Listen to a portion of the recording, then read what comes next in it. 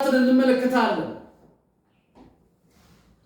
ሮሜ ምዕራፍ 14 ቅድም ያነሳሁት ርዕስ መጀመሪያ ያነሳሁት ርዕስ እዚህ ላይ አለ። በወንድም ላይ አትፍረድ ነው።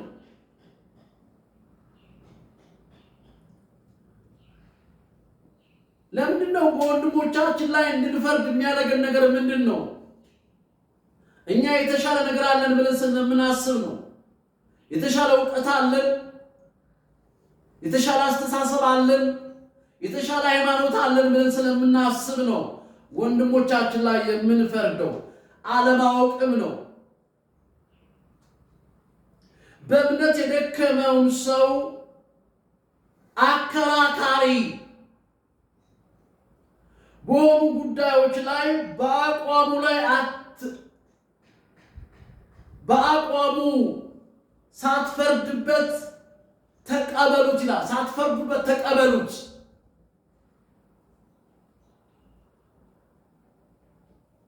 አሁን እንግዲህ ስለ ምግብ ነው ጨዋታው። ወደ ውስጥ ወደ ሰውነት ስለሚገባው ጉዳይ ነው። የአንድ ሰው እምነት ማንኛውንም ነገር እንዲበላ ይፈቀድለታል።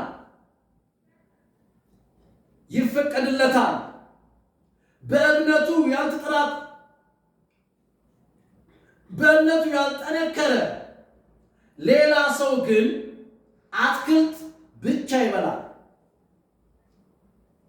አይ እኔ ስጋ አልበላም፣ ወተት አልጠጣም ቢል በእምነቱ ስላልጠነከረ አዲስ አማኝ ሊሆን ይችላል። ነገር ግን ቅጠል ሊበላ ይችላል።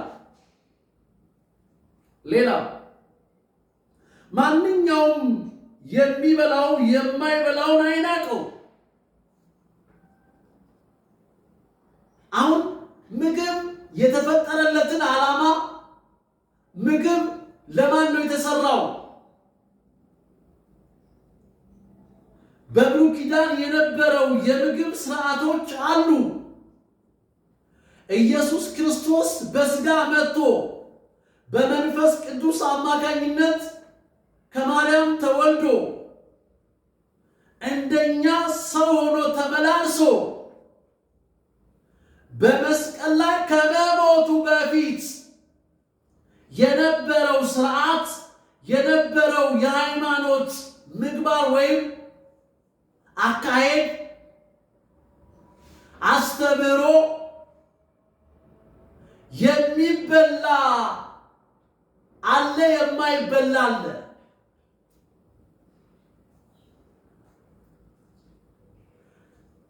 ለምሳሌ ሸኮናቸው ዝግ የሆኑ እንደ አህያ፣ እንደ ፈረስ፣ እንደ ጥንቸል የሆኑ ሸኮናቸው ዝግ የሆነ እንደዚህ ያልሆነ ማለት ነው፣ ክፍት ያልሆነ አይበሉም ይለናል መጽሐፍ ቅዱስ ብሉይ ኪዳን ላይ። አዲስ ኪዳን ላይ ግን እዛው ብሉይ ኪዳን ላይ ያለው ምንድነው? ሌላው ሸኮናቸው ክፍት የሆኑ የሚያመሰክኑ ወይም ቀን የበሉትን ማታ ተኝተው ምን ያደርጉታል? ያመነዥጉታል፣ እያወጡ ያደቁታል። እነሱ እንዲበሉ ተፈቅዷል። በሬ፣ ፍየል፣ በግ፣ ሌሎቹም ጎሽ ሊሆን ይችላል። እነዚህ ይበላሉ። አሁን ግን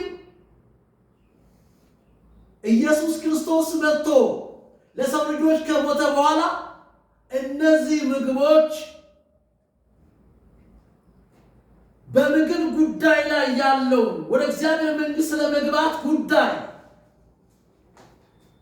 የቀድሞው ሕጉ ምኖሯል ስለተሻረ ኢየሱስ በመስቀል ላይ ስለፈጸመው ስለተገበረው ብሉይ ኪዳን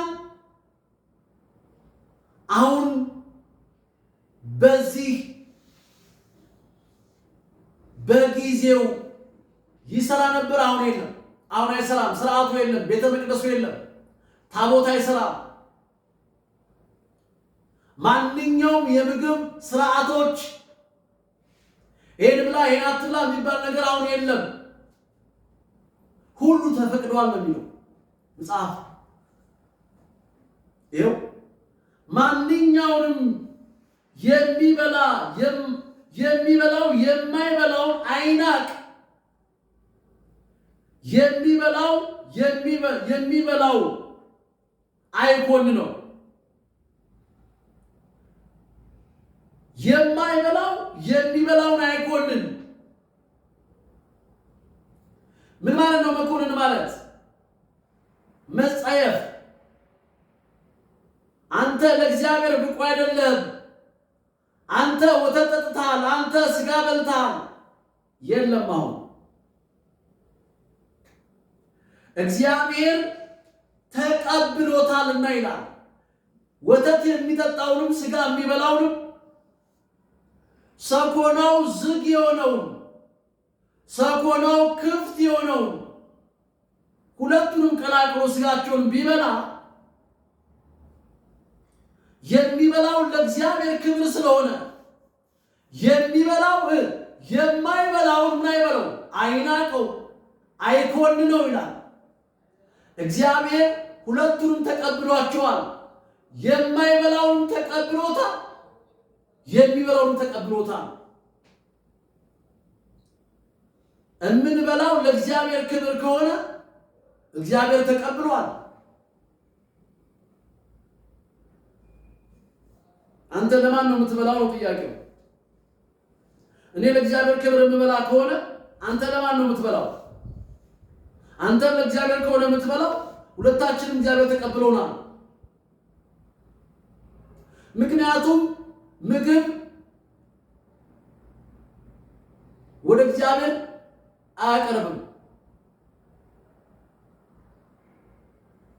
አያቀርብም። ከእግዚአብሔርም አያርቅም። እግዚአብሔር የሚፈልገው ማወቅ ጥሩ ነው። በምግብ ምክንያት ወንድሞቻችንና እህቶቻችን አንፍረድባቸው። በሐሳባቸው አንፍረድባቸው። ለምን? ክርስቶስ ሞቶላቸዋል። ክርስቶስ ተገርፎላቸዋል። ቁጥር 4 ላይ እዚህ ሮሜ ምዕራፍ 14 ላይ ሌላውን የሚያገለግል ላይ የምትፈርድ አንተ ማነህ? እሱ ቢወድቅ ወይም ቢቆም ለጌታው ነው። ጌታ ሊያቆመው ስለሚችል ይቆማል።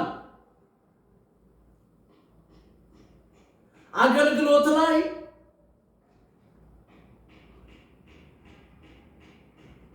አገልግሎታችን ላይ አንዳንድ መድከም ሊኖር ይችላል። ሐሩሩ የምድረ በዳው ርዝመት የመገፋትና የመጠላት መድሎ ስላለ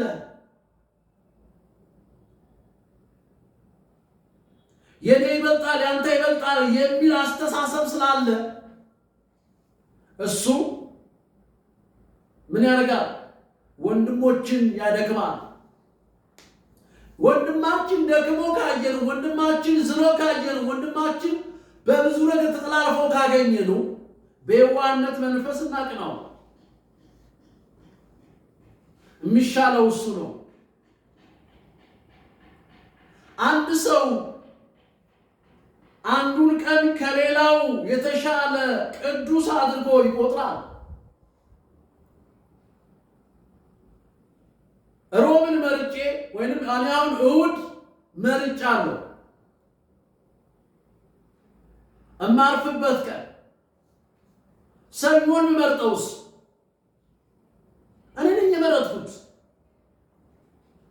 አሁን ቀን ጉዳይ ነው። ሰንበት ከሌ ነው ብለን አንወስንም። ምርጫችን ነው። አንድ ሰው አንዱን ቀን ከሌላው የተሻለ አድርጎ ይቆጥራል። አይ የኔ ቀን ከሮብ ይበልጣል ካልኩ፣ የኔ እሑድ ከሮብ ይበልጣል ካልኩ፣ ሌላው ደግሞ ቀኖች ሁሉ እኩል እንደሆኑ ያስባል። ሁሉም ቀን የማን ነው? እግዚአብሔር ነው ብሎ ካሰበ፣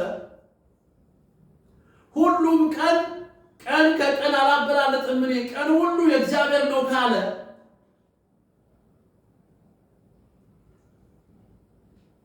እያንዳንዱ የራሱን ውሳኔ ልብ ብሎ ይወስን። ልብ ብሎ ይወስን። አንድ ቀን ከሌላው የተለየ አድርጎ የሚያስብ እንዲህ የሚያደርገው ለጌታ ብሎ ነው። እኔ ያኛው ዛሬ እሑድ ለኔ ሰንበት ነው ካልኩኝ፣ ለኔ የተሻለ ነው ካልኩኝ፣ አንተ ለምን ነው የምትፎንነኝ? ለምን ነው የምትንቀኝ? ስጋ የሚበላ ለጌታ ብሎ ይበላል።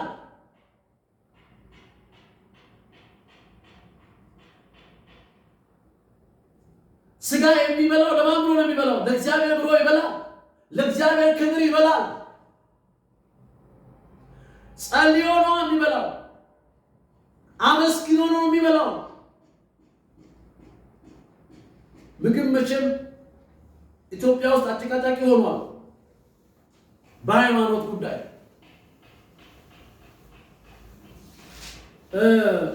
መጽሐፍ ቅዱሳችን